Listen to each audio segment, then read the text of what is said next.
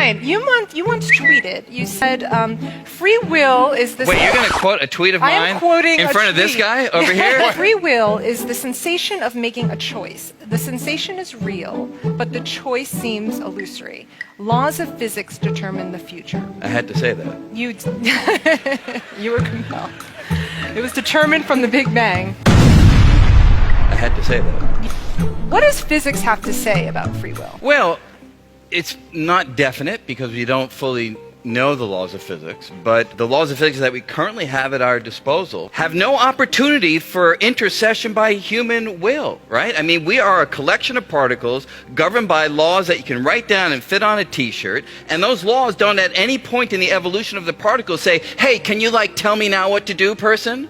Mm-hmm. They just determine the future based upon what things were like in the past. But Brian, can't there be an emergent property of that collection of molecules that we can call free will? Because the emergent property, if you know emergence, it's a feature of an ensemble that cannot be deduced by the study of the individual. Like ants. Like ants. You study one ant, you say, hi, ant, you'll shake your hand, you have no idea that 1,000 ants together are going to make an ant mound. Right. Or 1,000 termites make a termite mound. Right. Or that birds will flock. You have no way to predict So the idea that. is That one ant sounds like Woody Allen. if free will doesn't Forget it. exist at the level of physics, in other words, if it doesn't exist at the level of physics, could it not exist at the level of biology or, say, psychology? That's right. So it's a very good point, and it really depends on what your definition of free will is, right? Normally, the intuitive definition is things could have been different, and I could have made a choice for things to turn out differently. And if that's your definition of free will, does that resonate with your perspective of free will? Then I don't see any way to square that with the laws of physics, because anything that you do is your particles executing some kind of motion, and the motion of your particles in your brain and your body have no opportunity to allow you as a conscious being to direct them. What force could possibly that direction come from? Is it the electromagnetic force? Well, that one we understand from Maxwell. Is it the gravitational force? We understand that one from Einstein. Is it the nuclear forces? Those we understand from the standard model of particle physics. What force could you possibly exert on your particles that goes against or goes beyond those that emerge from the equations of physics? So there is a puzzle right now in quantum physics that has been on the table for 50, 75 years, and we don't know the answer to this puzzle. And that's why I have to couch my remarks with a little bit of uncertainty. And that puzzle is this. Quantum theory says that you can only predict the probability of one outcome or another, right? 50% chance electron here, 50% chance there. Yet when we measure the electron, we always find it either here or there, right? One or the other. So how do you go from the fuzzy probabilistic haze of many possibilities to the single definite reality that we all experience in everyday life? We still don't know how to bridge that gap. So within that, if consciousness somehow plays a role in picking out one outcome from the probabilistic haze, then sure, then free will might come for the ride as well. There you go. You just said probabilistically, the particle can be here or there. Yes. But if you measure it, it is only in one place. Yes. So my act of thought is I want a cheeseburger, that's the particle in this state. And I'm going to say, I want a cheeseburger, bam, the particle's there. Wait, that's the part I don't buy right there. You see, because... Why are you poking your... Because it's random. There's nothing that you did to pick one outcome because you wanted it, because you willed it, because it was your desire. And yet your intuition is you had the cheeseburger because you chose it. If it comes from a random process, it's like throwing the dice. And throwing the dice to get an outcome is not what we mean by free will. Okay, wait. You physicists. Sorry.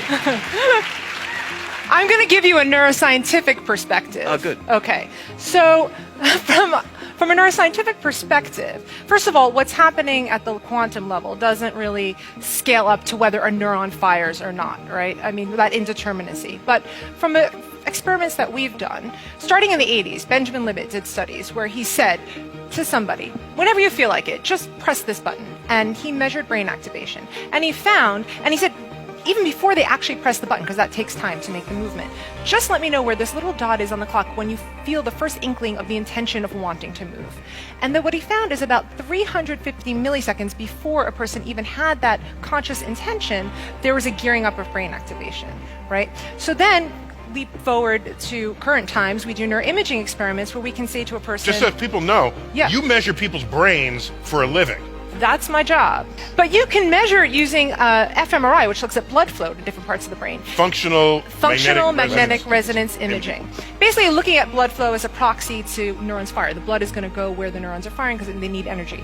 So we can say to you, okay, just choose left or right, or that hamburger or not. We can predict up to 10 seconds before you even have the conscious inclination of your intention which you're going to go, left or right, or cheese or no cheese, right? So at that level, I like to say, yeah, sure, we have free will, but we're just not conscious of it, right? The brain is making these decisions all the time, and we have this illusion of free will. But the question really is why do we have this illusion? Why did we evolve this illusion? Is it important? If we didn't have it, would it change our behavior? Yeah, I mean, it strikes me that it gives us that sense of control that presumably out in the savannah, 50,000 years ago, 100,000 years ago, made the difference between surviving and not. If you're invested in how things turn out and feel that your decisions can affect how things turn out, you're more attentive, you're more engaged. It's something that matters to you more, and presumably something like that or some parallel story like that suggests why we have this illusion. So you're less likely to be eaten. Yes, that's the Right. point. That's the point. Well, so you both agree with one another, with each other, that from physics' point of view, it's deterministic. Your results are consistent with his, basically. Yeah. I think from both a physics perspective and a neuroscience perspective, we come to the similar conclusion that it's an illusion, that free will is an illusion, even though we really feel like it's not. And actually studies have been done, which when you tell people that free will is an illusion and you start giving them subsequent tests, they're more likely to cheat on a math test, they're more likely to act unethically. So the fact that we have this belief, those who have had it actually are better able to survive in the system along the line. We're more likely to behave. We're more we likely think to we're in behave. control. However, we also have evolved there to be cheaters, right? And they can win. And so if we're all cheaters, no one would win. Does it even matter that you know this, if we all feel like we have free will? I want to believe that I go to school and get a good job and behave, and I want to believe all that. Well, you tell me I shouldn't believe it? That if one day I end up in prison, that was predetermined from the Big Bang? Okay, let's say, for instance, that you do accept that, and then that leads to fatalism. Was that also predetermined? So the fact that you were given this information that, well, I'm not really in charge of my own decisions, my brain is making these decisions based upon these neurosynaptic transitions that happen within my mind, and so I just let that happen, and then I say, okay, because of that, I don't give a damn about anything, and I just let it all go. Was that predetermined? Yep. Well, about but it. also to put it in perspective. Sorry, Well, man. okay. Chuck put out a really awesome question right there, and it just got a one-word answer. I know. You could have at least stretched out your answer. Give a guy a break. No, I'm happy to. So, often people, when they encounter these ideas, and you must have heard this too, people say, okay, then I'm not going to do anything. I'm going to sit on my couch, and what does it matter? Fatalism. Right? But you see, that's a mixing of two distinct views on one question. You see, if you think that you're making a free choice to sit on your couch, then you feel like, well, now I am going to give in to this and I'm just going to sit there. But if you do that, it was determined. So exactly what you're asking. If you choose to sit on your couch, it's not that you made a volitional choice. It was set in place. And if that's what was going to happen, that's what's going to happen. So, but then by that particular measure, all information that we receive then predetermines everything that we do.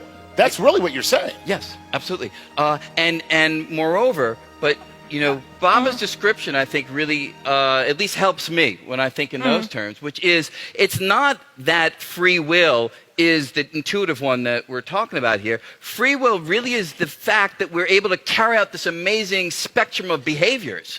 We can walk, we can talk, we can sing, we can come up with ideas. The fact that they had an earlier cause, maybe even back at the Big Bang, to me doesn't take anything away from creativity. It It doesn't take anything away from originality. It doesn't take anything away from having a sense of authorship over your own actions, because you're the most immediate cause of those actions. They emerge through you, through your particles. Your particles in your brain are configured in such a way that when certain stimuli hit your body, you said and do certain things. The fact that it's determined, who cares?